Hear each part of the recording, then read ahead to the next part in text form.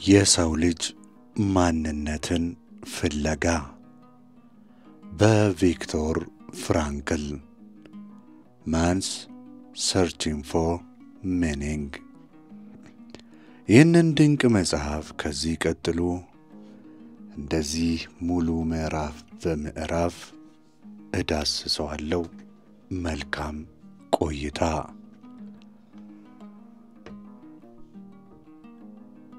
በሃያኛው ክፍለ ዘመን የሰው ልጅ ታሪክ ውስጥ እንደ ሆሎኮስት የሰው ልጅን ማንነት የሞራል ልዕልናንና የጭካኔን ጥግ በጥልቀት የፈተነ ክስተት የለም ብል ማጋነን አይሆንም። ይህ ዘመን በምክንያታዊነትና በስልጣኔ የበለጸገችው አውሮፓ እንዴት ወደ አረመኔያዊ ጨለማ ልትሰጥም እንደቻለች ያሳየ የሰው ልጅ በራሱ ላይ ያወረደው ታላቅ የሆነ ፍርድ ነበር። በዚህ የታሪክ ጥቁር ጉድጓድ ውስጥ በሚሊዮኖች የሚቆጠሩ ንጹሃን በግፍ ሲረግፉ፣ የሰው ልጅ ክብር ሲገፈፍና ሕይወት ትርጉሟን ስታጣ አንድ ኦስትሪያዊ የሥነ አእምሮ ሐኪም ቪክቶር ፍራንክል ከዚህ ሲኦል ውስጥ በሕይወት በመትረፍ ብቻም ሳይሆን የሰው ልጅ ሕልውና መሠረታዊ ጥያቄ ላይ ብርሃን የሚፈነጥቅ ድንቅ ሥራን ይዞ ብቅ አለ። ማንስ ሰርች ፎር ሚኒንግ። ሰው ልጅ ትርጉምን ፍለጋ ወይም ሰው ለትርጉም የሚያደርገው ፍለጋ። ይህ መጽሐፍ የማጎሪያ ካምፕ ማስታወሻ ብቻም አይደለም። በስቃይ ጥልቁ ውስጥ እንኳን የሕይወትን ትርጉም የማግኘትና ዕድልና ኃላፊነትን እንዳለ የሚያስተምር ፍልስፍናዊ ታላቅ የሆነ ስነ ልቦናዊ ሰነድ ነው። ይህ መጽሐፍ የሰው ልጅ መንፈስ በጨለማ ድቅድቅ ባለው ጨለማ ውስጥ እንኳን እንዴት እንደሚጸና፣ በስቃይ ውስጥ እንዴት ትርጉም እንደሚፈጠር እና በተስፋ መቁረጥ አፋፍ ላይ ቆሞ እንኳ እንዴት ሕልውናን ችቦ ከፍ አድርጎ መያዝ እንደሚቻል የሚያሳይ ዘላለማዊ ምስክር ነው። በዚህ ጥልቅ ዳሰሳ ውስጥ እኛም አብረን የምንመረምረው የፍራንክልን የግል ተሞክሮ ብቻም አይደለም። ይልቁንም ይህ ተሞክሮ እንዴት የሰው ልጅ ስነ ልቦና መሠረታዊ መርሆችን እንደገለጠልን፣ የፍሮይድ የደስታ ፍላጎት ማለትም ዊል ቱ ፕሌዠር እና የአድለርን የአልፍሬድ አድለር ማለት ነው የስነ ልቦናዊ ባለሙያውን የበላይነት ፍላጎት ዊል ቱ ፓወር ንድፈ ሐሳብ በመገዳደር የሰው ልጅ ዋነኛው አንቀሳቃሽ ኃይል የትርጉም ፍላጎት ዊል ቱ ሚኒንግ መሆኑን እንዴት እንዳስረዳ አብረን በደንብ እንመለከታለን። ፍራንክል በኦሽዊትስና በዳካው የማጎሪያ ካምፖች ውስጥ የሰው ልጅ ወደ እንስሳዊ ደረጃ ሲወርድ ብቻም ሳይሆን ጥቂቶች ወደ ቅድስናም ከፍታ ላይ ሲወጡ በዓይን በብረቱ ተመልክቷል። ይህ ልዩነት የመጣው ከውጫዊ ሁኔታዎች ላይ ሳይሆን ከግለሰቡ ውስጣዊ ምርጫ መሆኑን ያስረዳናል። ሁሉም ነገር ከአንድ ሰው ሊወሰድ ይችላል ይላል ፍራንክል። ሁሉም ነገር ከአንድ ሰው ሊወሰድ ይችላል፣ ነገር ግን አንድ ነገር ፈጽሞ ሊወሰድ አይችልም። ይኸውም የመጨረሻው የሰው ልጅ ነጻነት፣ በማንኛውም ሁኔታ ውስጥ ያለው አመለካከትን የመምረጥ የራሱን መንገድ የመምረጥ ነጻነት። ይህ ሐሳብ የመጽሐፉ የልብ ትርታው ነው። ይህ ዳሰሳችን ፍራንክልን ትረካ እንደ ስነ ጽሑፋዊ ሥራ በመተንተን የተጠቀመበትን የአጻጻፍ ስልት የፈጠረውን ድባብና የገጸ ባህሪያቱን ራሱን ጨምሮ ስነ ልቦናዊ ለውጥም አብሮ ይፈትሻል። መጽሐፉ በሁለት ዋና ክፍሎች የከፈልኩት ሲሆን የመጀመሪያው ክፍል በማጎሪያ ካምፕ ውስጥ የነበረውን ሕይወት የሚተርክ ሲሆን ሁለተኛው ክፍል ደግሞ ከዚህ ተሞክሮ የቀመረውን ሎጎቴራፒ የተሰኘ የስነ ልቦና ሕክምና ዘዴን ያስተዋውቀናል። የኛ ትንተና እነዚህ ሁለት ክፍሎች እንዴት እንደተሳሰሩ፣ አንዱ ለሌላው ማስረጃ ማብራሪያ እንዴት እንደሚሆን በጥልቀት ይመረምራል። የመጀመሪያው ክፍል ያለ ሁለተኛው ክፍል ሙሉ ትርጉም አይሰጥም። ሁለተኛው ክፍልም ያለ መጀመሪያው ክፍል ሕይወት ያለው ማስረጃን ያጣል። ይህ መዋቅር ፍራንክል ከንድፈ ሐሳብ ይልቅ በተግባር የተፈተነ እውነት ላይ እንዳተኮረም ያሳየናል። በመጨረሻ ይህ ሥራ ማን ሰርቺንግ ፎር ሚኒንግ በዘመናችን ስነ ጽሑፍ ፍልስፍናና ስነ ልቦና ውስጥ ያለውን ዘላለማዊ የሆነ ስፍራ ለመገምገም ይሞክራል። መጽሐፉ ለምን በሚሊዮኖች ዘንድ እንደተወደደ ተወዳጅም ሆኖ እንደቀጠለ ከተራ አንባቢያን እስከ ምሁራን ድረስ ብዙዎችን ሕይወት ለምን እንደነካ እንጠይቃለን። መልሱ ምናልባትም ያለው ፍራንክል በሰጠው ቀላል ነገር ግን ጥልቅ በሆነ እውነት ውስጥ ነው። ይኸውም ሕይወት በማንኛውም ሁኔታ ውስጥ ትርጉም አላት። እናም ይህን ትርጉም ማግኘት የእያንዳንዳችን ኃላፊነት ነው። ይህ ሐሳብ በተለይ በዘመናችን ብዙዎች በቁሳዊ ብልጽግና ውስጥ ሆነው እንኳ የሕይወትን ባዶነት ኤግዚስቴንሻል ቫኪዩም ሲሰማቸው ከመቼውም ጊዜ በላይ አስፈላጊም ሆኗል ይህ ሐሳብ። ስለዚህ የፍራንክልን መጽሐፍ መመርመር የጨለማውን ዘመን ታሪክ ማጥናት ብቻም ሳይሆን ለራሳችን ሕይወት ትርጉም ፍለጋ የምናደርገው ጉዞ ጭምር መመርመር መቻል ነው። ይህንን ታላቅ ሥራ ስንመረምር የሰው ልጅ መንፈስ በስቃይ እሳት ተፈትኖ እንዴት እንደሚጠራና ከሞት አፋፍ ላይ ሆኖ እንኳ የሕይወትን ዋጋ እንዴት ከፍ አድርጎ እንደሚይዝ አብረን እንማራለን።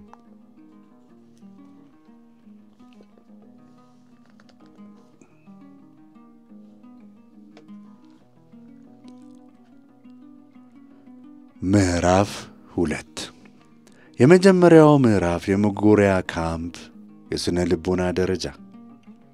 ቪክቶር ፍራንክል በማጎሪያ ካምፕ ውስጥ ያሳለፈውን ሕይወት ሲተነትን አንድ እስረኛ የሚያልፍባቸውን 3 መሠረታዊ የሆኑ የስነ ልቦና ደረጃዎችን ለይቶ ያስቀምጥልናል። ይህ ትንተና የመጽሐፉ የመጀመሪያ ክፍል የጀርባ አጥንት ሲሆን አንድ ግለሰብ ከነበረበት ሰብአዊ ክብር ተገፎ ቁጥር ብቻ ወደ ሆነበት ደረጃ ሲዋረድ የሚፈጠረውን ውስጣዊ ትግል በሳይንሳዊ ጥራት ላይ ተመስርቶ ይገልጽልናል። ፍራንክል እንደ ስነ አእምሮ ሐኪምነቱ በራሱና በሌሎች እስረኞች ላይ ያየውን ለውጥ በገለልተኛ ታዛቢነት ቁጭ ብሎ መዝግቧል። ይህ ትረካውን ከስሜታዊ ማስታወሻነት ወደ ክሊኒካዊ ጥናት ከፍ ያደርገዋል። እነዚህ 3 ደረጃዎች የመጀመሪያው የመግቢያ ድንጋጤ ነው ይላል። ሁለተኛው የስሜት መደንዘዝ ነው ይላል። እናም 3ኛው ከነጻነት በኋላ የሚከሰት የስነ ልቦና ቀውስ።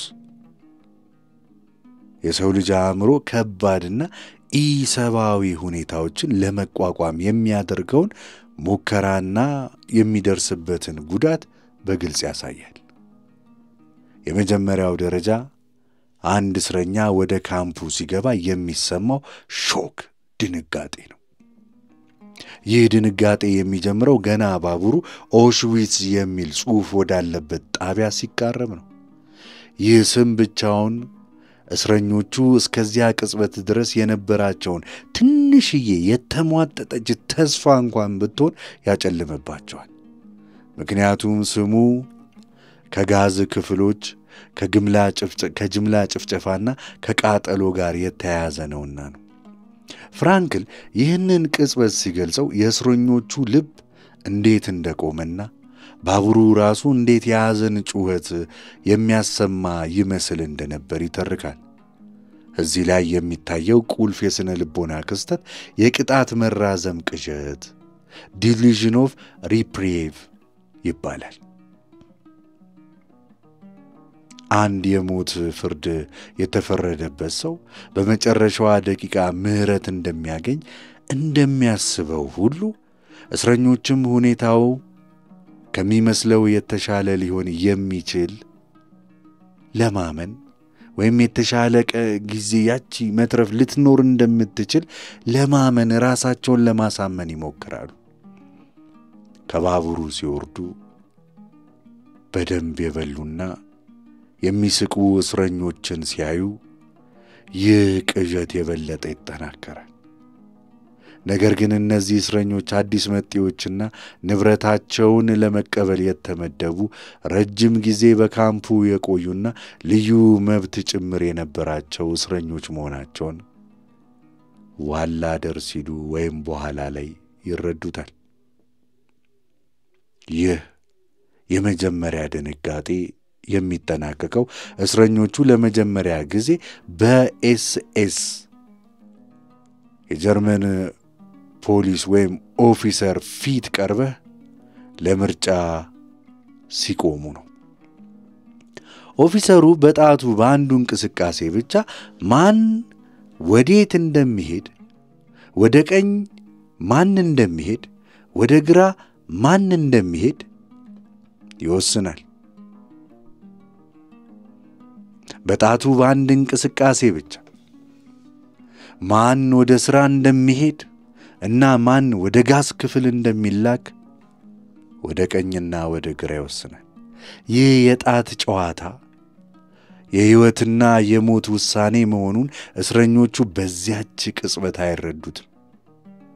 ፍራንክል ይህንን ትዕይንት ሲገልጽ የሁኔታውን ምክንያታዊነትና ጭካኔን ያሳያል ይላል።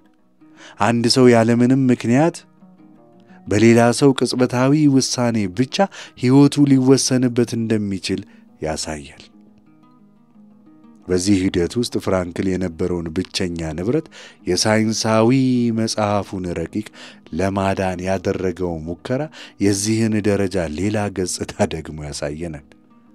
አንድ የካምፑ ነዋሪ የፍራንክል ጥያቄ ሲሰማ እበት ወይም ሺት ብሎ በአንድ ቃል ሲመልስለት ፍራንክል ያለፈው ሕይወቱ በሙሉ ትርጉም አልባ መሆኑን ይረዳል። በዛች ቅጽበት የመጀመሪያው የሥነ ልቦና ደረጃ ማብቂያና የድሮ ማንነቱ ሙሉ በሙሉ የሚጣልበት ነጥብ ነው። ወደቀ። ይህ ደረጃ አንድ ሰው ከነበረበት ዓለም ተነቅሎ ምንም አይነት ሕግና ሥርዓት በሌለበት ሕይወት ምንም ዋጋ በሌለበት አዲስ ዓለም ውስጥ ሲጣል የሚሰማውን ከፍተኛ የሆነ ድንጋጤና የመንፈስ ስብራት በጥልቀት ያሳያል። ፍራንክል ይህን ሲተርክ ድርጊቱ የተፈጸመበትን ቦታና ጊዜ ብቻም ሳይሆን የተፈጠረውን ስነ ልቦናዊ ክፍተትና የሰው ልጅ ክብር እንዴት በቀላሉ እንደሚረገጥ እንደሚንኮታኮት ያስረዳናል።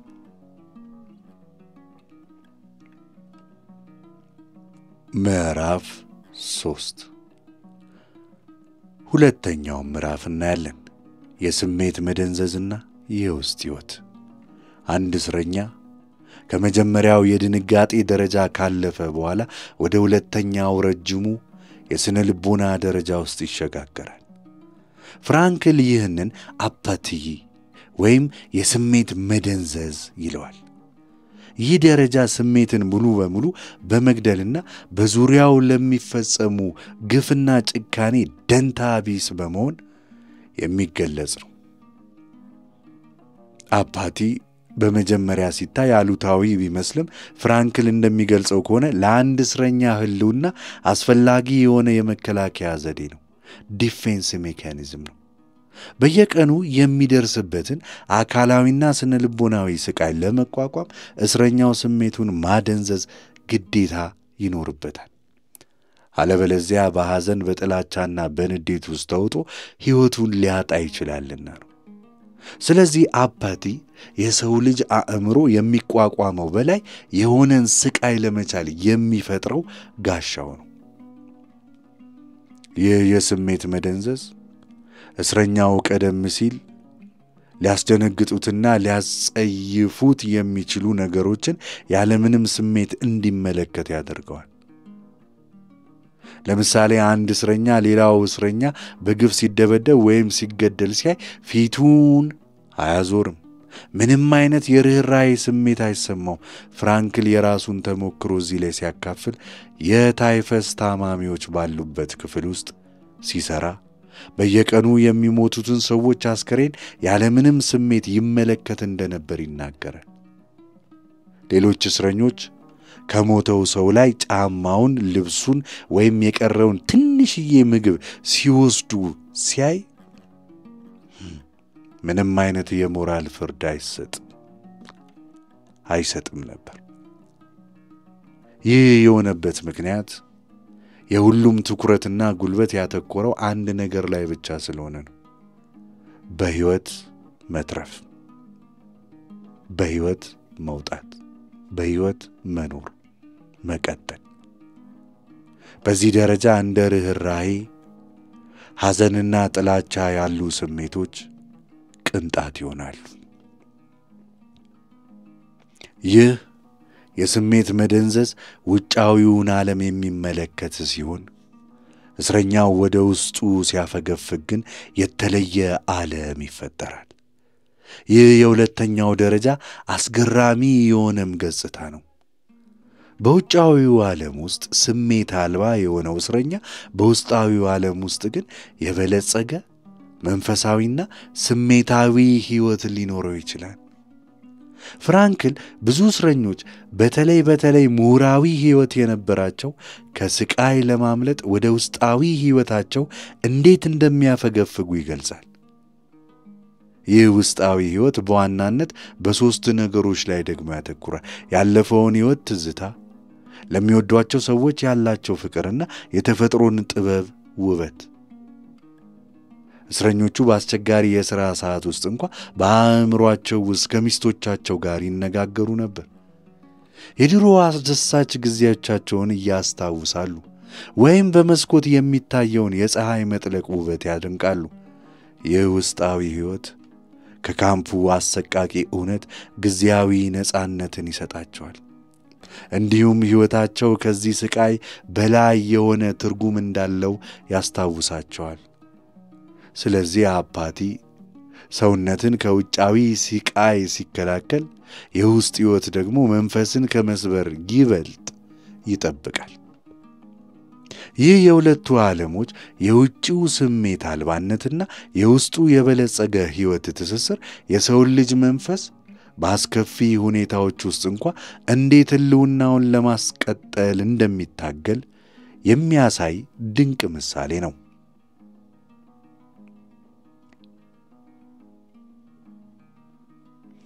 ምዕራፍ 4 የፍቅር ትርጉም በሲኦል ውስጥ። በቪክቶር ፍራንክል ሥራ ውስጥ ካሉ እጅግ ልብ የሚነኩ ፍልስፍናዊ ጥልቀት ካላቸው ክፍሎች አንዱ በማጎሪያ ካምፕ ውስጥ ስለነበረው የፍቅር ልምምድ የሚተረክበት ቦታ ነው። ፍራንክል ፍቅር ከሁኔታዎች በላይ የሆነ ከሥጋዊ ሕልውናም የላቀ እናም በጨለማ ውስጥ እንደ ብርሃን ሆኖ የሰውን መንፈስ ሊያጸና የሚችል ኃይል መሆኑን በራሱ ተሞክሮ ያሳየናል። ይህ ትንተና ከፍሮይድ ስነ ልቦና በእጅጉ ይለያል። ፍሮይድ ፍቅርን በዋናነት ከወሲባዊ መነሳሳት ሴክሹዋል ድራይቭ ጋር ሲያያይዘው፣ ፍራንክል ግን ፍቅርን እንደ መንፈሳዊ የሆነ ክስተት ስፒሪቹዋል ፌኖሜኖን፣ ሁለት መንፈሶች የሚገናኙበት ኤግዚስተንሻል የሆነ ልምምድን አድርጎ ያቀርበዋል። በማጎሪያ ካምፕ ውስጥ ወሲባዊ ፍላጎት በረሃብና በስቃይ ምክንያት ሙሉ በሙሉ በጠፋበት ሁኔታ ውስጥ ፍቅር ኃይል ማለትም የፍቅር ኃይል ግን ይበልጥ ጎልቶ መታየቱ የፍራንክልን ንድፈ ሐሳብ ያጠናክራል። ፍራንክል አንድ ቀን ከባድ ሥራ ለመስራት በብርድና በጨለማ እየተጓዘ ሳለ አእምሮ በሚስቱ ትዝታ እንዴት እንደተሞላ ይተርክልናል። ሚስቱ በሕይወት መኖር አለመኖሯን እንኳን አያውቅም ነበር። ነገር ግን በአእምሮ ከእሷ ጋር ይነጋገር ነበር። ፈገግታዋን ያያል፣ ድምጿን ይሰማል፣ ሁኔታዋን አጠቃላይ በዓይነ ሕሊናው ይስላል። በዚያ ቅጽበት አንድ ታላቅ እውነት እንደተገለጠለት ይናገራል። ፍቅር አንድ ሰው ሊደርስበት የሚችለው የመጨረሻው ከፍተኛው ግብ ነው። ፍቅር አንድ ሰው ሊደርስበት የሚችል የመጨረሻውና ከፍተኛው ግብ ነው። ይህ ልምምድ ፍቅር በአንድ ሰው ሥጋዊ ሕልውና ላይ የተመሠረተ እንዳልሆነ አስተማረው። የሚወዱት ሰው በሕይወት ይኑር አይኑር፣ በአካል አጠገቦ ይገኝ አይገኝ፣ የፍቅር ኃይልና ትርጉም አይቀነስም። ፍቅር በመንፈስ ደረጃ የሚፈጸም ታላቅ የሆነ ግንኙነት በመሆኑ ከቦታና ከጊዜ ገደብ በላይ ነው። ይህ ሐሳብ በማጎሪያ ካምፕ ውስጥ ላለ እስረኛ ትልቅ የማጽናኛ ምንጭ ነው። ምንም ነገር የሌለው ሁሉም ክብሩ የተገፈፈ ሰው እንኳ በሚወደው ሰው ትዝታ ውስጥ ደስታንና ትርጉምን ሊያገኝ ይችላል። ይህ ውስጣዊ ሀብት የኤስኤስ ወታደሮች ሊነጥቁት የማይችሉት ብቸኛው ነገር ነበር። ይህ የፍቅር ልምምድ ፍራንክል የራስን መሻገር ሰልፍ ትራንሴንደንስ ብሎ የሚጠራው የሎጎ ተራፒ መሰረታዊ የሆነ መርህ ጋር የተያያዘ ነው። የሰው ልጅ እውነተኛ ደስታንና ትርጉምን የሚያገኘው ከራሱ አልፎ ለሌላው ነገር ወይም ለሌላ ሰው ሲኖር ነው። ፍቅር የዚህ ራስን መሻገር አይነተኛ ምሳሌ ነው። አንድ ሰው በሌላ ሰው ላይ ሲያተኩር የራሱን ስቃይና ችግር ለጊዜው ይረሳል። በማጎሪያ ካምፕ ውስጥ እስረኞቹ ስለሚወዷቸው ሰዎች ሲያስቡ የራሳቸውን ረሃብና ብርድ፣ ሕመም ይዘነጉ ነበር። የብቻም ሳይሆን ፍቅር ለወደፊቱ ለመኖር ምክንያትን ይሰጣቸዋል። ብዙ እስረኞች ከካምፑ በሕይወት ወጥተው ከሚወዷቸው ጋር ለመገናኘት ባላቸው ታላቅ ተስፋ ብቻ በሕይወት መቆየት ችለዋል። ፍቅር ስለዚህ የማጽናኛ ምንጭ ብቻም ሳይሆን የመኖር ታላቅ ምክንያት ጭምር ነበር። ፍራንክል በዚህ ትንተና ፍቅርን ከስሜታዊነት አልፎ ወደ ህልውናዊ ደረጃ ያሸጋግረዋል። ፍቅር አንድን ሰው በሙሉ ማንነቱ ያለፈውን የአሁኑንና የወደፊቱን የመረዳትና የማረጋገጥ ሂደት ነው ይላል።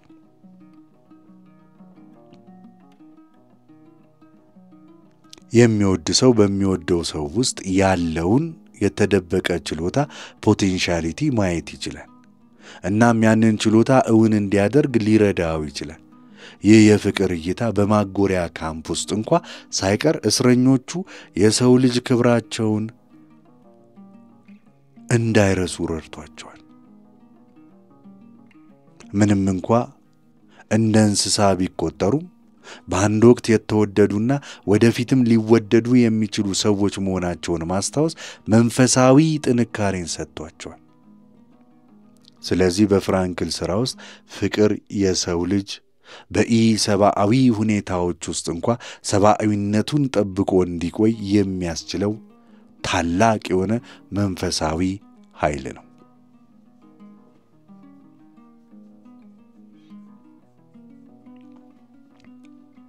ምዕራፍ 5 ስቃይ፣ ነጻነትና ኃላፊነት።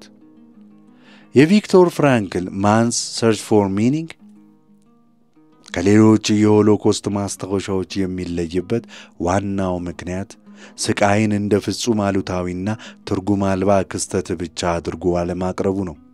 ይልቁንም ፍራንክል ስቃይን የሰው ልጅ ሕይወት አንዱ አካል እንደሆነ አድርጎ በመቀበል በውስጡ ሊገኝ የሚችልን ትርጉም ይፈትሻል። ይህ ማለት ስቃይ በራሱ ጥሩ ነው ማለት ግን አይደለም። ፍራንክል እንደሚለው ሊወገድ የሚችልን ስቃይ መቀበል ጀግንነት ሳይሆን ራስን ማሰቃየት ነው ይላል። ነገር ግን ሊወገድ የማይችል ስቃይን ሲያጋጥም፣ ለምሳሌ በማጎሪያ ካምፕ ውስጥ መታሰር ወይም የማይድን በሽታ፣ አንድ ሰው ለዚህ ስቃይ የሚሰጠው ምላሽ የሕይወቱን ትርጉም አጠቃላይ ሊወስነው ይችላል ይላል። ዶስቶቭስኪን እዚህ ላይ በመጥቀስ እንዲህ ይላል፣ የምፈራው አንድ ነገር ብቻ ነው፣ ይኸውም ለስቃዬ ብቁ ሆኜን አለመገኘት ነው ይላል። የሚገርም አባባል። የምፈራው አንድ ነገር ብቻ ነው፣ ይኸውም ለስቃዬ ብቁ ሆኜ አለመገኘቴን ነው። ይህ ሐሳብ ስቃይን የመቋቋም ብቻም ሳይሆን ወደ መንፈሳዊ ድል የመቀየር ዕድል እንዳለ ያሳያል።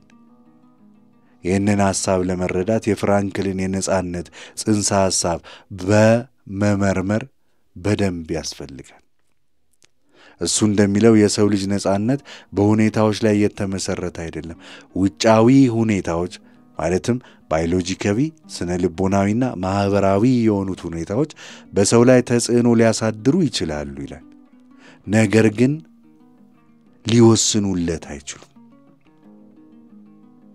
አንድ ሰው ምንም አይነት ሁኔታ ውስጥ ቢሆን ለአነሳሾች ማለት ስቲሙላዮች ምላሽ ከመስጠቱ በፊት በመካከል ባለው ክፍተት ውስጥ የመምረጥ ነጻነት አለው ይላል። ይህ የመጨረሻው የሰው ልጅ ነጻነትም ነው ብሎ ይደመድማል። አመለካከቱን የመምረጥ ነጻነት በማጎሪያ ካምፕ ውስጥ እስረኞቹ ሁሉም ነገር ተወስዶባቸዋል። ቤተሰባቸው፣ ንብረታቸው፣ ስማቸው ሳይቀር ተወስዷል። ነገር ግን እንዴት ምላሽ እንደሚሰጡ የመምረጥ ነጻነታቸው ሊወሰድባቸው አልቻለም። ጥቂቶች እንደ ቅዱሳን ሆነው የነበራቸውን የመጨረሻውን ቁራሽ ዳቦ ለሌላ ሲሰጡ፣ ሌሎች ደግሞ ሲያጽናኑ፣ አብዛኞቹ ደግሞ ተስፋ ቆርጠው ነበር።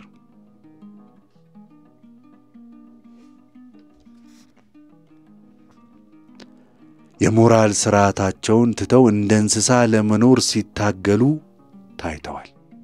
ይህ ልዩነት እንደ ፍራንክል አባባል የውስጣዊ ውሳኔው ውጤት ነው።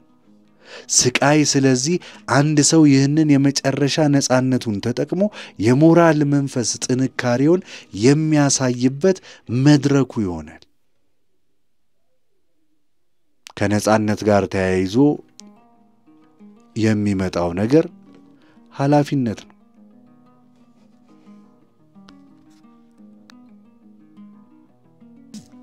ይህ ልዩነት እንደ ፍራንክል አባባል የውስጣዊ ውሳኔ ውጤት ነው። ስቃይ ስለዚህ አንድ ሰው ይህንን የመጨረሻ ነጻነቱን ተጠቅሞ የሞራልና የመንፈሳዊ ጥንካሬውን የሚያሳይበት መድረኩ ይሆናል። ከነጻነት ጋር ተያይዞ የሚመጣው ነገር ኃላፊነት ወይም ሪስፖንሲቢሊቲ ነው። ነጻነት ማለት የፈለጉትን ማድረግ ማለት ሳይሆን ትክክለኛውን ነገር የማድረግ ኃላፊነት ነው። ሕይወት በየቀኑና በየሰዓቱ ጥያቄዎችን ታቀርብልናለች። የኛ ኃላፊነት ደግሞ በድርጊቶቻችን ለእነዚህ ጥያቄዎች ትክክለኛውን መልስ መስጠት ነው።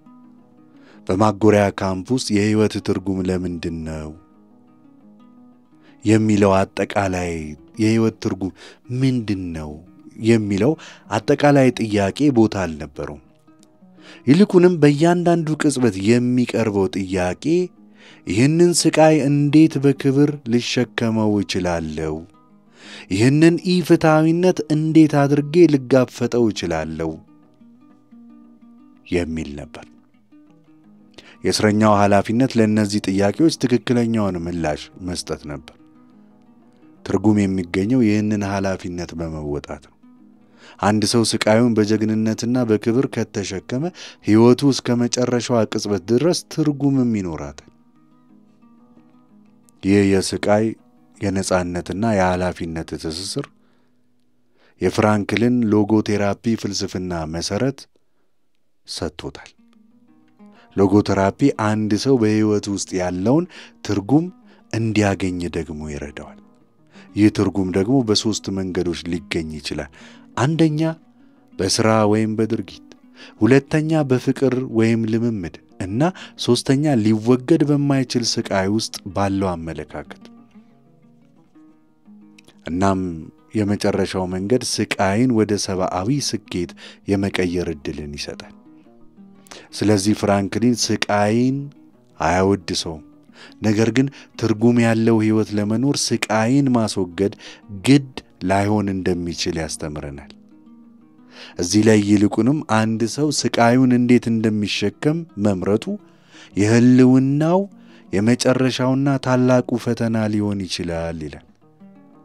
ይህ ሐሳብ ማንስ ሰርች ፎር ሚኒንግ ላይ ከስቃይ ትረካነት ወደ የሰው ልጅ የመንፈስ ጥንካሬ ለአላይነት ምስክርነት ከፍ እንዲል ያደርገዋል።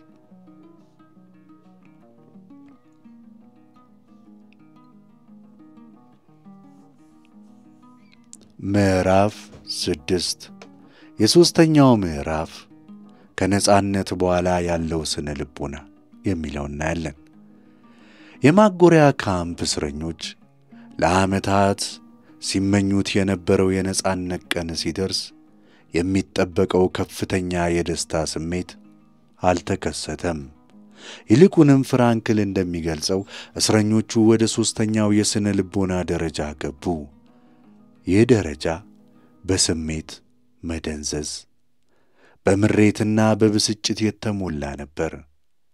ይህ ክስተት የሰው ልጅ አእምሮ ከከባድ የስነ ልቦናዊ ጫና ከተላቀቀ በኋላ ወዲያውኑ ወደ ቀድሞ ሁኔታ መመለስ እንደማይችል ያሳያል። የነጻነት ልምምድ እስረኞቹ እንዳሰቡት ቀላልና አስደሳች አልነበረም። ይልቁንም የራሱ የሆኑ ውስብስብ የስነ ልቦና ፈተናዎችን ይዞ መጣ። የመጀመሪያው የነጻነት ቀን ስሜት ራስን ማጣት ነበር። ራስን ማጣት ሁሉም ነገር ህልም ይመስል ነበር፣ እውንም አልነበረም። እስረኞቹ ለዓመታት በነጻነት ህልም ውስጥ ኖረው ስለነበር እውነተኛው ነጻነት ሲመጣ ሊቀበሉት አልቻሉ። ፍራንክል ከካምፑ ወጥቶ በአበባ በተሞላ ሜዳ ላይ ሲራመዱ ምንም አይነት ስሜት ሊሰማቸው እንዳልቻለ ይናገራል። ነጻነት የሚለው ቃል ነጻነት በህልም ውስጥ ብዙ ጊዜ ተጠቅመውበት ስለነበር ትርጉሙን አጥቶ ነበር። ደስተኛ የመሆን ችሎታችንን አጥተን ነበር።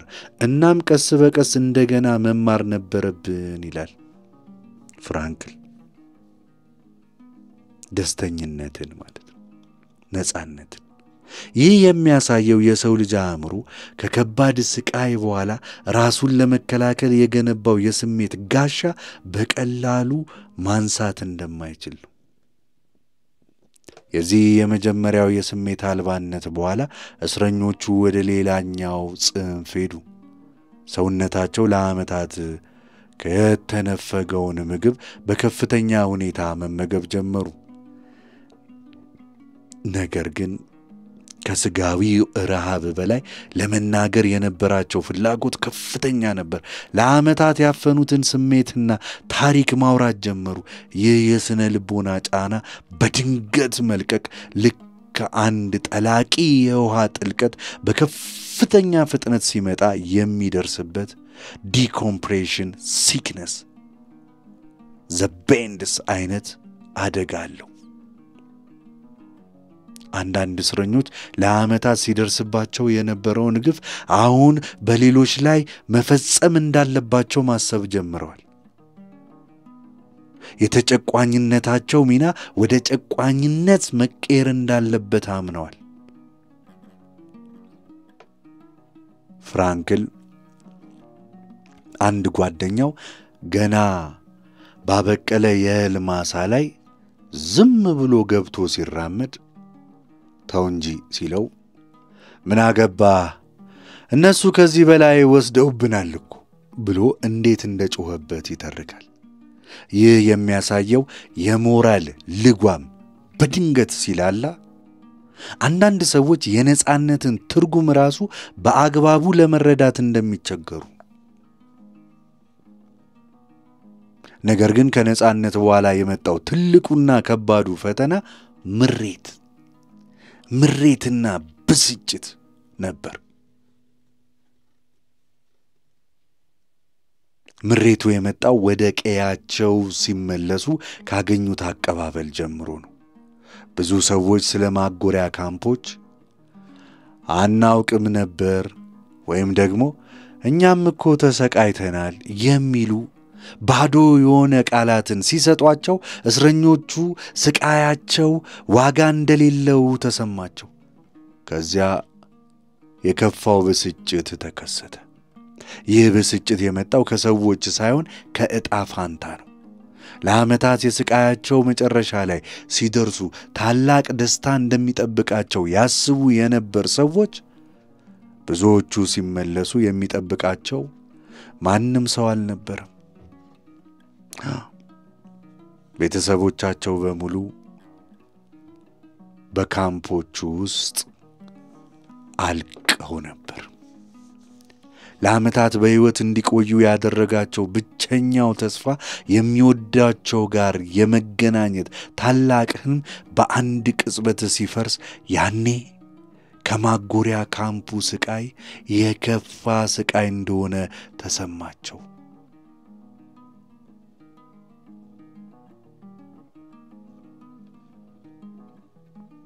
ፍራንክል አንድ ሰው የስቃይ ገደቡ ላይ እንደደረሰ የሚያሳይ ስቃይ ምንም ገደብ እንደሌለውና ሁሉ ጊዜም የበለጠና ጥልቅ ስቃይ ሊኖረው እንደሚችል ይማራል ይላል። ከባድ ነው። ይህ ሶስተኛው ደረጃ የቪክቶር ፍራንክል ትክክለኛ ምን ያህል ሙሉ እንደሆነ ያሳያል። የቪክቶር ፍራንክል ትንተና በጣም እጅግ ሙሉ እንደሆነ ያሳየናል። እሱ በነጻነት ታሪኩን አላቆመም። የነጻነትን ውስብስብነት ፈተናን በመተንተን የሰው ልጅ ትግል በካምፑ በር ላይ እንደማያልቅ ይልቁንም አዲስ መልክ ይዞ እንደሚቀጥል ያስተምረናል። የመጨረሻው ትምህርትን ምናልባትም አንድ ሰው ከስቃይ ከተረፈ በኋላ ያለው ትልቁ ድል ይህንን ሁሉ መራራ ተሞክሮችን አልፎ ምሬትን እና በቀል ልቡን እንዲቆጣጠሩት ሳይፈቅድ ለሕይወት እንደገና አዎ አለው መኖር እችላለሁ ማለት መቻሉ ነው። ፍራንክል ከዚህ ሁሉ ስቃይ በኋላ አንድ ሰው ሊፈራው የሚገባው ምንም ነገር የለም ከአምላኩ በቀር በሚል ሐሳብ ይህንን ክፍል ይደመድመዋል።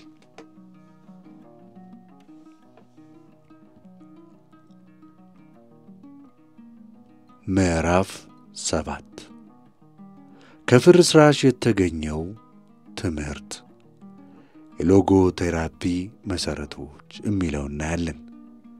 የቪክቶር ፍራንክል ማንስ ሰርች ፎር ሚኒንግ የመጀመሪያው ክፍል በማጎሪያ ካምፕ ውስጥ ያሳለፈውን ሕይወት የሚተርክ ሲሆን ይህ ክፍል ለመጽሐፉ ሁለተኛ ክፍል መሰረት ሆኖ ደግሞ ያገለግላል።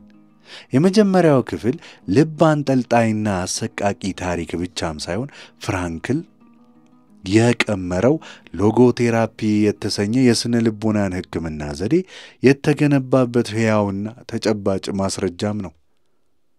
እዚህ ላይ ጸሐፊው ንድፈ ሐሳቡን ያመነጨው በቤተ ሙከራ ውስጥ ሳይሆን በሰው ልጅ ስቃይ የመጨረሻው ጥግ በሆነው በኦሽዊትስ ውስጥ እዛው ተገኝቶ ነው። ስለዚህ የሎጎቴራፒ መርሆችን ለመረዳት ከማጎሪያ ካምፕ ፍርስራሽ የተገኙትን ትምህርቶች መመርመር የግድ ይለናል።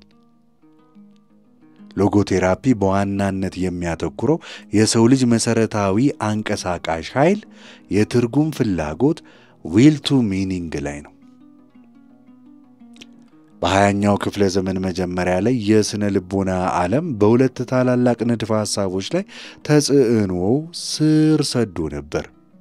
አንደኛው የፍሮይድ የደስታ ፍላጎት ዊል ቱ ፕሌዠር ሲሆን የአድለር ደግሞ የበላይነት ፍላጎት ዊል ቱ ፓወር። እነኚህ ነበሩ ሁለቱ። ፍሮይድ የሰው ልጅ በዋናነት የሚነዳው ይላል ስውር በሆኑ የወሲባዊ እና የደስታ ፍላጎቶች ነው ሲለን፣ አድለር ደግሞ የበታችነት ስሜትን ለማሸነፍ የበላይም ለመሆን ባለው ፍላጎት ውስጥ ነው አለ። ፍራንክል መጣና በማጎሪያ ካምፕ ውስጥ ያየውን ነገር እነዚህን ሁለት ንድፈ ሐሳቦች ጥያቄ ውስጥ እንዲያስገባቸው አደረገው። በካምፕ ውስጥ ለደስታም ሆነ ለበላይነት ምንም አይነት ዕድል አልነበረም። ነገር ግን በእነዚህ ሁኔታዎች ውስጥ እንኳ አንዳንድ እስረኞች ለመኖር የሚያስችል ጥንካሬን አሳይተዋል። ይህ ጥንካሬ የመጣው ከየት ነው ጥያቄው። ጸሐፊው እንደሚለው ጥንካሬው የመጣው ሕይወታቸው ትርጉም እንዳለው ካላቸው እምነት ተነስቶ ነው ይላል። ሕይወትን ትርጉም ያለው የሚያደርግ ነገር ያለው ሰው ለምሳሌ ወደፊት ሊያከናውነው የሚፈልገው ሥራ ወይም በናፍቆት የሚጠብቀው የሚወደው ሰው ማንኛውም አይነት ስቃይን መቋቋም ይችላል ይላል። እዚህ ላይ ፍራንክል የኒቼን ዝነኛ አባባል ይጠቅሳል። ለመኖር ለምን ማለትም ዋይ ያለው ሰው ማንኛውም እንዴት ወይም ሃውን መቋቋም ይችላል ይላል። ታላቁ ፈላስፋ ኒቼ ለመኖር ለምን ያለው ሰው ማንኛውንም እንዴት መቋቋም ይችላል ይላል። ይህ በማጎሪያ ካምፕ የተፈተነ እውነት የሎጎቴራፒ የመጀመሪያው መሰረትም ሆነ። የሎጎቴራፒ ከግሪክ ቃል ሎጎስ የመጣ ሲሆን ትርጉሙ በራሱ ትርጉም ማለት ነው። ስለዚህ ሎጎቴራፒ በትርጉም ላይ ያተኮረ ሕክምና ነው። ከሌሎች ከምናውቃቸው የስነ ልቦና ሕክምናዎች በተለየ ሎጎቴራፒ የታካሚውን ያለፈ ታሪክ በመቆፈር ላይ ብዙ ጊዜን አያጠፋም። ይልቁንም በወደፊቱ ላይ ያተኩራል። ታካሚው በወደፊቱ ሕይወቱ ሊያገኘውና ሊፈጽመው የሚችለውን ትርጉም እንዲመለከት ይረዳዋል። በማጎሪያ ካምፕ ውስጥ ያለፈውን ሕይወት ማስታወስ ማጽናኛ ቢሆንም እስረኞቹን በሕይወት ያቆያቸው የነበረው የወደፊቱ ተስፋ ነው። ፍራንክል ራሱ ከካምፑ ከወጣ በኋላ ስለ ካምፑ ስነ ልቦና ንግግር ሲያደርግ ራሱን በአእምሮ ስሏል። ይህ የወደፊት ምስል የአሁኑን ስቃዩን እንዲቋቋም ረድቶታል። ሌላው ከካምፑ የተገኘው ትምህርት ትርጉም በሦስት ዋና ዋና መንገዶች ሊገኝ እንደሚችል ነው። አንደኛ ሥራ በመስራት ወይም ድርጊት በመፈጸም፣ ሁለተኛ አንድን ነገር ወይም ሰውን በመለማመድ በተለይ በፍቅር በኩል፣ እናም ሦስተኛ ሊወገድ በማይችል ስቃይ ላይ ትክክለኛ አመለካከትን በመያዝ። በካምፕ ውስጥ የመጀመሪያዎቹ ሁለት መንገዶች ፈጽሞ የማይቻሉ ነበሩ። እስረኞቹ ትርጉም ያለው ሥራ መስራትም ሆነ የሚወዷቸው ጋር መሆን አይችሉም ነበር። ስለዚህ ብቸኛው አማራጭ የነበረው ሦስተኛው መንገድ ነበር፣ ለስቃያቸው ትርጉም መስጠት። የቀረው እሱ ነው።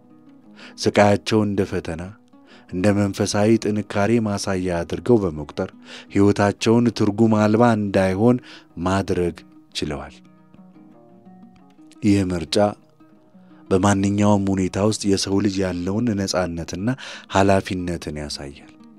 ስለዚህ የማጎሪያ ካምፑ አሰቃቂ የሆነ ተሞክሮ ለፍራንክል የሰው ልጅ ሕልውና ጥልቅ የሆኑ እውነቶችን የገለጠለት ላብራቶሪው ነበር።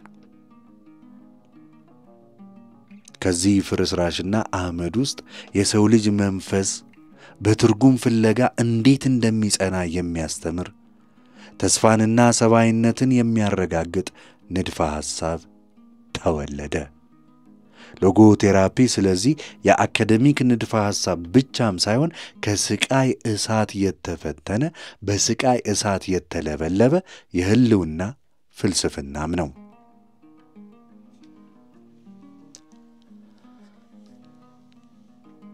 ምዕራፍ 8 የሎጎቴራፒ ልብ የትርጉም ፍለጋ።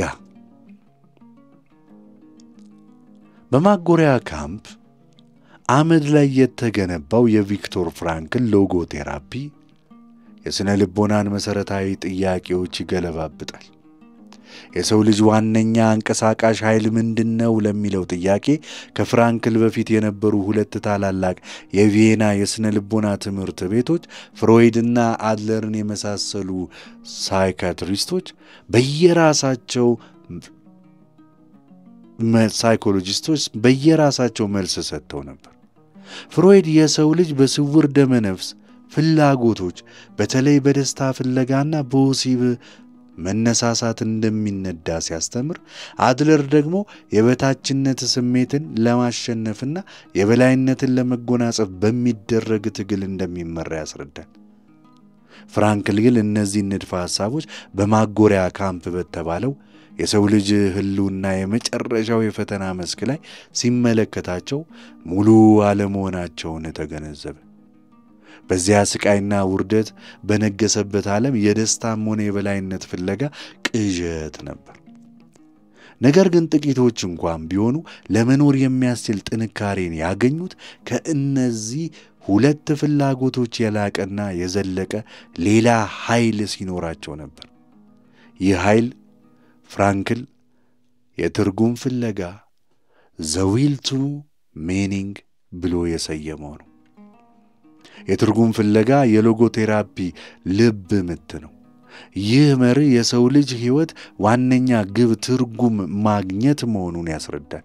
ትርጉም እንደ ፍራንክል አስተምህሮ በደመነፍስ የሚመጣን ፍላጎት ለማብረድ የምንፈጥረው ሁለተኛ ማመካኛ አይደለም። ይልቁንም የሰው ህልውና መሠረታዊና ተፈጥሯዊ ፍላጎት ነው።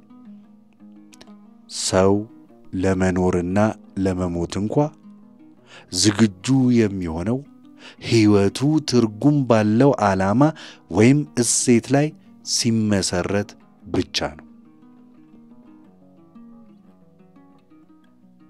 ይህንን ለማስረዳት ጸሐፊው በፈረንሳይና በቪየና የተደረጉ ጥናቶችን ይጠቅሳል። በእነዚህ ጥናቶች አብዛኛው ሰው ለመኖር የሚያስችል ነገር እንደሚያስፈልገውና ለዚያ ነገር ወይም ሰው ሲል ለመሞት ዝግጁ መሆኑን ጭምር ይገልጻል። በጆንስ ሆፕኪንስ ዩኒቨርሲቲ የተደረገ ጥናትም 78% የሚሆኑ ተማሪዎች ዋና ግባቸው ለሕይወታቸው ትርጉምና ዓላማ ማግኘት እንደሆነ አሳይቷል። ገንዘብ ማግኘትን ዋና ግባቸው ያደረጉት 16% ብቻ ነበሩ። ይህ ሁሉ የሚያሳየው የሰው ልጅ ከባዮሎጂካዊ ፍላጎቶች በላይ የሆነ ህልውናዊ ጥማት እንዳለው ነው።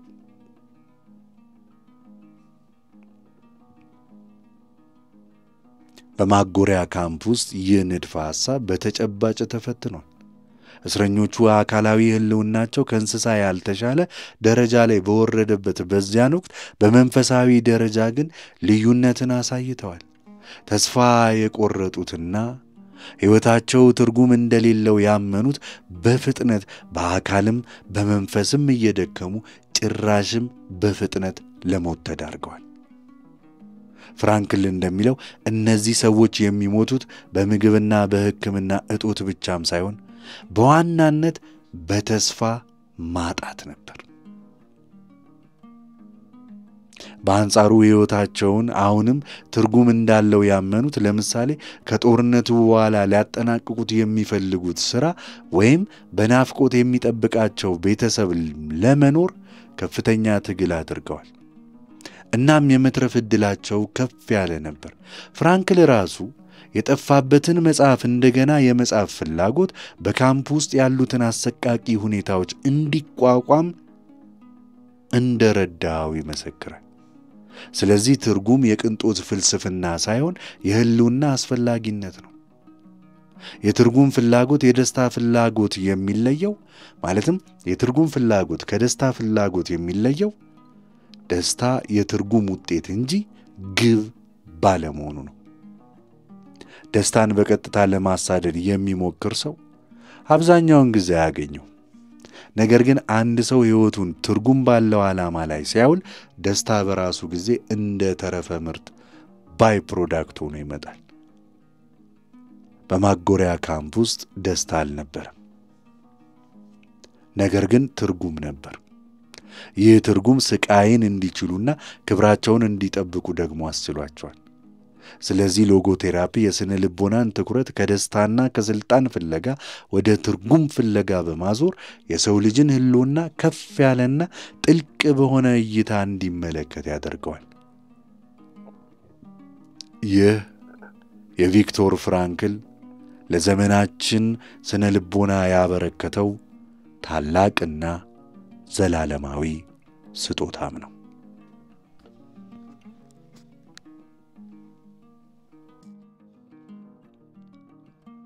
ምዕራፍ 9 ህልውናዊ ባዶነትና የዘመናችን ቀውስ። ቪክቶር ፍራንክል ሎጎቴራፒን ሲያስተዋውቅ የሰው ልጅ የትርጉም ፍላጎት ሲታፈን ወይም ሳይሟላ ሲቀር ስለሚከሰተው ችግር በጥልቀት ይተነትንልናል። ይህም ሁኔታ ህልውናዊ ባዶነት ኤግዚስተንሻል ቫኪዩም ወይም ህልውናዊ ፍራስትሬሽን በማለት ይጠራዋል።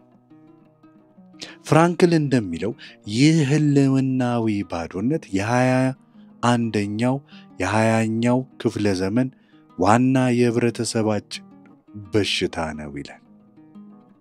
ማስ ኒውሮሲስ ነው ይላል።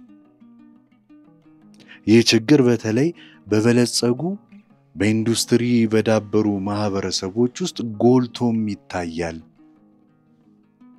ሰዎች በቁሳዊ ደረጃ የሚያስፈልጋቸውን ሁሉ ቢያሟሉም ህይወታቸው ግን ትርጉም አልባ እንደሆነ ይሰማቸዋል።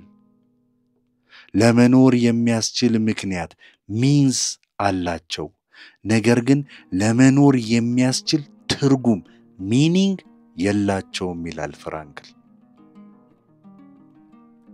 ይህ ህልውናዊ ባዶነት የተፈጠረበትን ምክንያት ሲያስረዳን ደግሞ ፍራንክል እንደሚለው ከሆነ የሰው ልጅ በታሪኩ ውስጥ ሁለት ታላላቅ ነገሮችን እንዳጣ ይገልጽልናል። አንደኛው ከእንስሳት ወደ ሰውነት ሲሸጋገር ህይወቱን ይመሩ የነበሩትን ደመነፍሳዊ የሆኑትን መመሪያዎች ጥበቃዎቹን አጥቷቸዋል። እንስሳት ምን ማድረግ እንዳለባቸው በደመነፍስ ያውቃሉ፣ ሰው ግን መምረጥ ይኖርበታል። ሁለተኛው በዘመናዊው ዓለም ፈጣን ለውጥ ምክንያት ለዘመናት የህብረተሰብን ሥርዓት የሞራል መመሪያን ሲሰጡ የነበሩት ወጎችና ልማዶች እየተሸረሸሩ መጥተዋል። ስለዚህ ዘመናዊው ሰው ምን ማድረግ እንዳለበት የሚነግረው ደመነፍስም ሆነ ወግ የለም። በዚህ ምክንያት ምን ማድረግ እንደሚፈልግ እንኳን የማያውቅበት ደረጃ ላይ ደርሷል። ይህ ሲሆን ሁለት ምርጫዎች ይኖሩታል። ወይም ሌሎች ሰዎች የሚያደርጉትን ማድረግ፣ ይህ ኮንፊርሚዝም ይባላል። ወይም ሌሎች ሰዎች እንዲያደርጉ የሚፈልጉትን ማድረግ፣ ይህ ቶታሊቴሪያኒዝም ይባላል። ይህ የህልውና ባዶነት በተለይ ያዩ መንገዶች ይገለጻል። ዋናው መገለጫው ግን መሰላቸት ነው። ቦርደም መሰላቸት የሚለው አስተሳሰብ። ፍራንክል ሾፐንሃወርን በመጥቀስ የሰው ልጅ በሁለት ጽንፎች በስቃይና በመሰልቸት መካከል እንደሚዋልል ይነግረናል። በድሮ ጊዜ ስቃይ ዋነኛ ችግር ከነበረ አሁን ደግሞ በበለጸጉ ማህበረሰቦች ውስጥ መሰልቸት ትልቁ ችግር ሆኗል ይላል። ይህ መሰልቸት በተለይ ሰዎች ከራስ ነፃ በሚሆኑበት ጊዜ ይከሰታል። በተለይ ይህንን ፍራንክል የእሁድ ኒውሮሲስ ሰንዴይ ኒውሮሲስ ብሎ የሚጠራው ክስተት የዚህ ምሳሌ ነው። ሰዎች ከሳምንቱ የሥራ ውጥረት በኋላ በእረፍት ቀናቸው ከራሳቸው ጋር ፊት ለፊት ሲጋፈጡ የሕይወታቸውን ትርጉም አልባ መሆንን የሚገነዘቡበትና በድብርት የሚዋጡበት ሁኔታ ይፈጠራል ይላል። ኧረ ይሄ እሁድ ጓደኛ ያለው እኔ እሁድ እኮ 3 ቀን ነው ይላል። ስራ አይሄድም፣ ከራሱ ጋር ይፋጠጣል፣ በመከራ ነው የሚመሸው ይልሃል። ሳታስበው እሁድህን ከሱ ጋር ስትሆን 5 ቀን ያደርግብሃል። ልክ እንደዚህ አይነት ሰዎች አሉ። ሰንዴይ ኒውሮሲስ ናቸው። ከመሰልቸት በተጨማሪ ህልውናዊ ባዶነት ራሱን በሶስት ዋና ዋና ችግሮች የጅምላ ኒውሮሲስ ሶስትዮሽ ማስ ኒውሮቲክ ትሪያድ ይገልጸዋቸዋል። እነርሱም ድብርት ዲፕሬሽን፣ ጥቃት አግሬሽን እና ሱስ አዲክሽኖች ናቸው። የትርጉም ፍላጎቱ ያልተሟላለት ሰው ይህንን ባዶነት ለመሙላት ወደ ተለያዩ ነገሮች ሊያመራ ይችላል። አንዳንዱ በስልጣን ጥማት ወይም በገንዘብ ፍቅር ይህንን ባዶነት ለመሙላት ይጥራል፣ ይጣጣራል፣ ይሞክራል። ሌላው ደግሞ በደስታ ፍለጋ በተለይም በወሲባዊ ቅዠት ውስጥ ለመደበቅ ይሯሯጣል፣ ይሞክራል።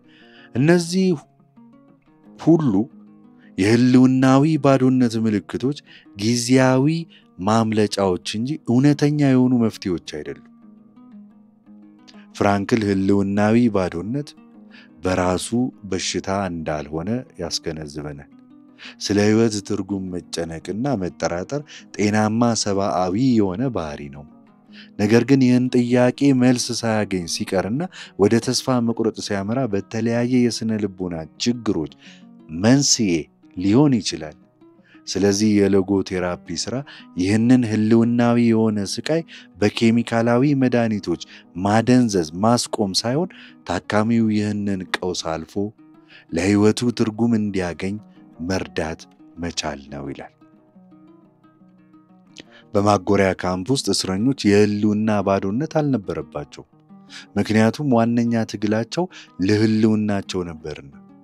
ነገር ግን ከነጻነት በኋላ በዘመናዊው ዓለም ውስጥ ብዙ ሰዎች በምቾት ውስጥ ሆነው እንኳ የካምፑ እስረኞች ካጋጠማቸው የተለየ ነገር ግን አደገኛ የሆነ የመንፈስ ቀውስ እያጋጠማቸው ነው።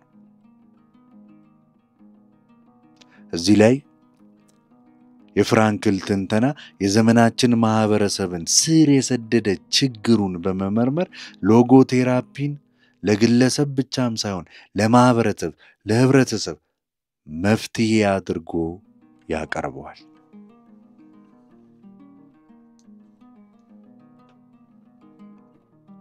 ምዕራፍ 10 የህይወት ትርጉምን ማግኘት 3 መንገዶች።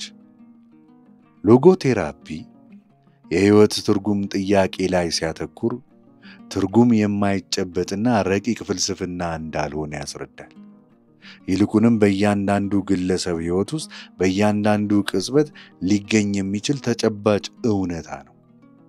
የህይወት ትርጉም ምንድነው የሚለው አጠቃላይ ጥያቄ በቼዝ ጨዋታ ውስጥ ምርጡ እንቅስቃሴ ምንድነው ብሎ እንደመጠየቅ ነው ይላል ጸሐፊው። ለዚህ ጥያቄ አንድ ወጥ መልስ የለም። ምርጡ እንቅስቃሴ በጨዋታው ሁኔታ በተቃራኒ ተጫዋች ማንነቶች ላይ ይመሰረታል። በተመሳሳይ የህይወት ትርጉም ከሰው ወደ ሰው ከጊዜ ወደ ጊዜም ይለያያል።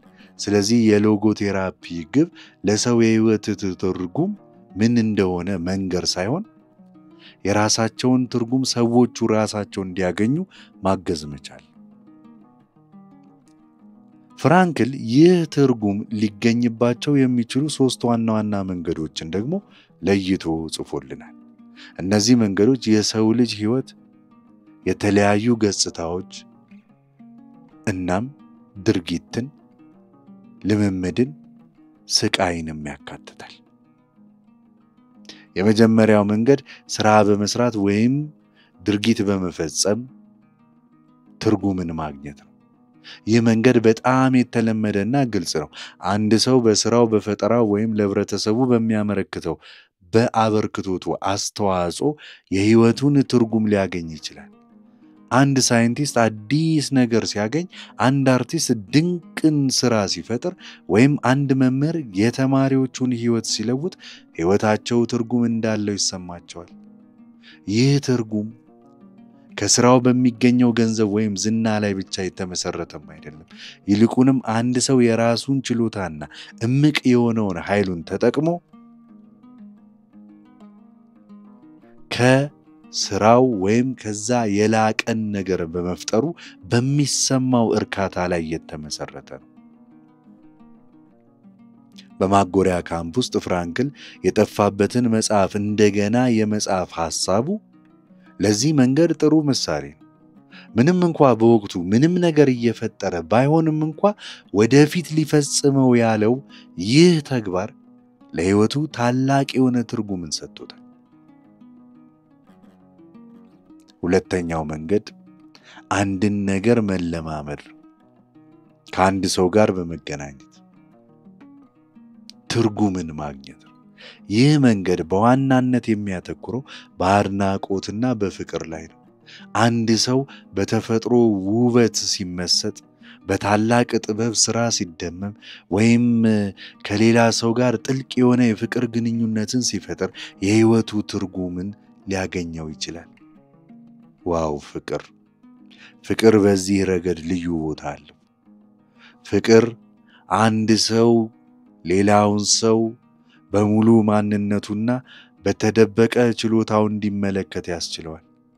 ፍራንክል በማጎሪያ ካምፕ ውስጥ ስለ ሚስቱ ሲያስብ ያገኘው መንፈሳዊ ጥንካሬ የዚህ መንገድ ኃይል ማሳያ ነው። ምንም እንኳ ምንም አይነት ተግባር እየፈጸመ ባይሆንም በፍቅር ልምምድ ውስጥ ብቻውን ሕይወቱ ትርጉም አግኝቷል። ይህ መንገድ ሕይወት በድርጊትና በስኬት ብቻ እንደማትለካ፣ ነገር ግን በልምምድና በግንኙነት ጥልቀት እንደምትለካ ያስተምረናል። ሦስተኛው ምናልባትም በጣም ጥልቅ የሆነው መንገድ ሊወገድ በማይችል ስቃይ ላይ በምንይዘው አመለካከት ይወሰናል። ትርጉምን ማግኘት መቻል አለብን። እዚህ ላይ አንድ ሰው ሁኔታዎችን መለወጥ በማይችልበት ጊዜ፣ ለምሳሌ በማይድን በሽታ ሲያዝ ወይም በማጎሪያ ካምፕ ውስጥ ሲታሰር፣ አሁንም ቢሆን አንድ ነፃነት አለው። ይኸውም ለዚያ ሁኔታ የሚሰጠው ምላሽን የመምረጥ ነፃነት። ስቃዩን በጀግንነት በክብርና በኩራት ከተሸከመ ሕይወቱ እስከ መጨረሻዋ ቅጽበት ድረስ ትርጉም ይኖራታል።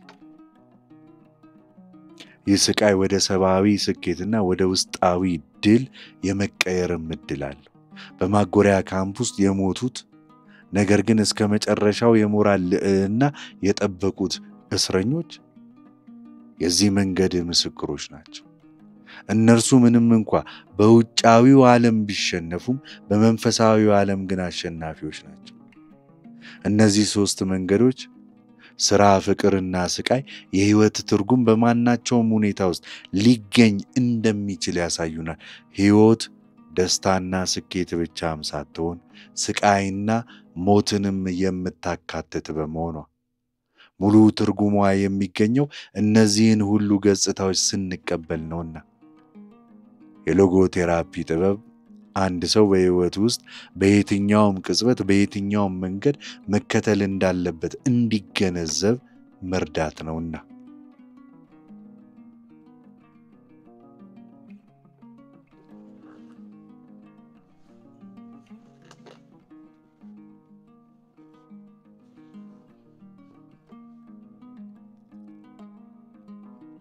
ምዕራፍ 11 ፍቅርና የስቃይ ልዕለ ትርጉም።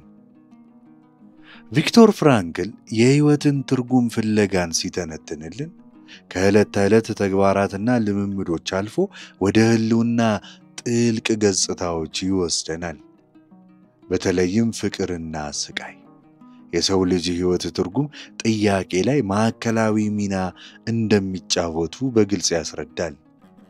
እነዚህ ሁለት ልምምዶች ወይም አንድ የላቀ ትርጉም ወይም ፍራንክል እንደሚለው ከሆነ ልዕለ ትርጉም ሱፐር ሚኒንግ ሊመሩን የሚችሉ በሮች ናቸው። ይህ ልዕለ ትርጉም በምክንያታዊ አእምሮ ሙሉ በሙሉ ልንረዳው የምንችለው በላይ ከሆነ የሕይወት የመጨረሻውና አጠቃላይ ትርጉም ነው። ፍቅር በሎጎ ቴራፒ ውስጥ ከስሜታዊ መሳሳብ የላቀ ትርጉም አለው። እሱም አንድ ሰው ሌላውን ሰው በሕልውናው ጥልቀት ውስጥ የሚገነዘብበት ዋናው መንገድ ነው።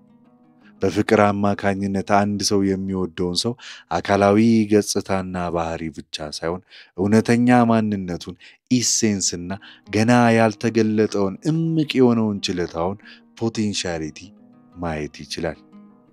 ከዚህም በላይ አፍቃሪው ሰው ይህንን እምቅ ችሎታውን እውን እንዲያደርግ ሊረዳው ይችላል። ይህ ማለት ፍቅር የመፍጠር ኃይል አለው ማለት ነው። በማጎሪያ ካምፕ ውስጥ ፍራንክል ለሚስቱ የነበረው ፍቅር እሷ በአእምሮ ውስጥ በሕያውነት እንድትኖር ብቻም ሳይሆን እሱ ራሱ የተሻለና ጠንካራ ሰው እንዲሆን አድርጎታል። ይህ ፍቅር ከሁኔታዎች በላይ በመሆኑ ሕይወት በቁሳዊው ዓለም ብቻ የተገደበች ሳትሆን መንፈሳዊው ገጽታም እንዳላት አስረድቶታል። ፍቅር ስለዚህ የሰው ልጅ ራሱን እንዲሻገርና ከዛ በላይ ከሆነ ነገር ጋር እንዲገናኝ የሚያስችለው ድልድይ ነው።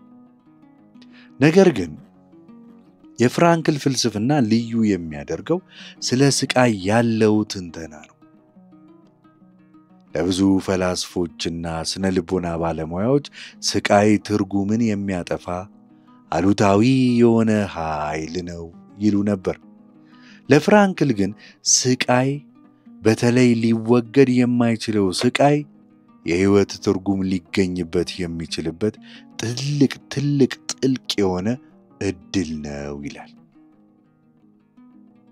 ስቃይ ትርጉም የሚኖረው እንዴት ነው ተብሎ ሲጠየቅ ፍራንክል ይህንን ለማስረዳት የሚስቱን ሞት መርሳት ያልቻለውን አንድ አረጋዊ ዶክተር ታሪክ ይተርክልናል።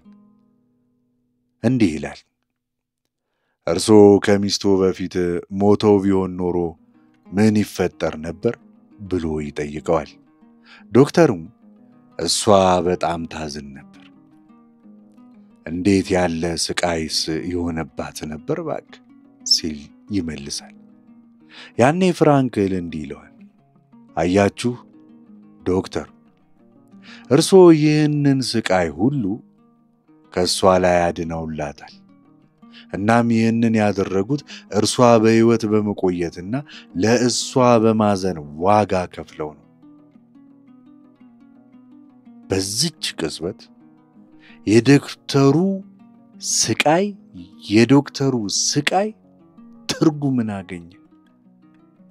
ስቃዩ የፍቅር መስዋዕትነት ሆነ። ይህ ታሪክ ስቃይ በራሱ ትርጉም እንደሌለው፣ ነገር ግን እኛ የምንሰጠው አመለካከት ትርጉም እንደሚኖረው እንደሚያደርገው ያሳያል። ስቃይ አንድ ሰው የሞራል ጥንካሬውን፣ ጀግንነቱን፣ የፍቅር ችሎታውን የሚያሳይበት መድረክ ሊሆን ይችላል። ይህ ማለት ግን አንድ ሰው ስቃይን መፈለግ አለበት ማለት ደግሞ አይደለም። ፍራንክል ደጋግሞ እንደሚለው ሊወገድ የሚችልን ስቃይ ማስወገድ ኃላፊነት ነው። ነገር ግን ሕይወት አንዳንድ ጊዜ ሊለወጡ የማይችሉ ሁኔታዎችን ስታመጣ ትርጉም የማግኘት ዕድሉ አያበቃም። በመጨረሻ ፍራንክል የሰው ልጅ አእምሮ ሊረዳው የማይችለው የሕይወት የመጨረሻው ትርጉም ሊኖር እንደሚችል ያምናል። ይህን ልዕለ ትርጉም ይለዋል። ልክ አንድ የላብራቶሪ ዝንጀሮ ለሳይንስ ምርምር ሲባል የሚደርስበትን ስቃይ ትርጉም መረዳት እንደማይችለው ሁሉ ሰውን በሕይወት ውስጥ የሚያጋጥሙትን አንዳንድ ስቃዮች ከፍ ያለ ትርጉም ኖሯቸው ነገር ግን እሱ ሊረዳው የማይችለው ሊሆን ሁሉ ይችላል።